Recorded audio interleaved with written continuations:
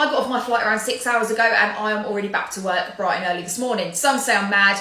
I say I absolutely rinsed my bank account on holiday, so I need to get back on the grind. But I am coming back with some advice on why you should be ditching those nose jobs in Turkey and Lithuania and why you should be now opting for a non-surgical nose job using filler.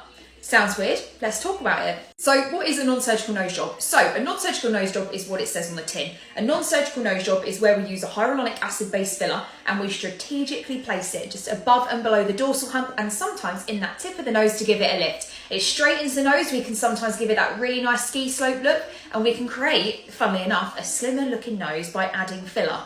Let me show you an example. So take my amazing client, my absolutely gorgeous client, Amelia. She came to me wanting a non-surgical nose job. So as you can see, Amelia had a little bit of a prominent dorsal hump on the nose, and that is genetic. It is something that most of us do have. However, some of us don't necessarily like. So we sat down, had a chat about what we were going to do, and we came up with a plan. So we strategically placed that filler just above and below her dorsal hump to create a smoother bridge, and then we placed a bit of filler just in the tip of the nose and we lifted it ever so slightly.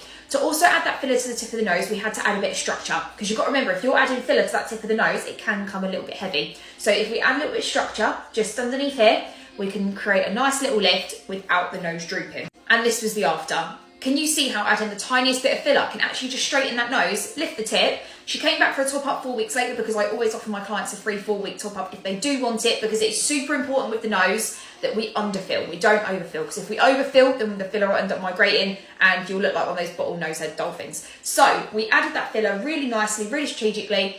And did she need to go to Turkey for a nose job? No. Did she need to go to Lithuania for a nose job? No, she did not, because we were safe, we were really, really cautious on what we were doing, and the results speak for themselves. So what else can we do to treat the nose which isn't surgical? We can actually slim the nose using Botox. So by placing Botox into the tip of the nose and just above that nostril there where we flare, I would do it. I'm full of Botox, I can't. But by placing the toxin in there over the next few weeks, we can end up using that toxin to slim the nose and giving it a nice little lift.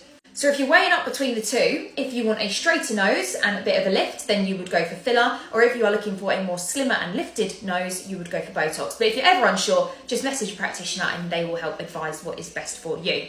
So if you ever needed a sign to cancel that nose job in Turkey, get your deposit back and your flight money back, and just come for a non-surgical nose job with me, I think this has done it.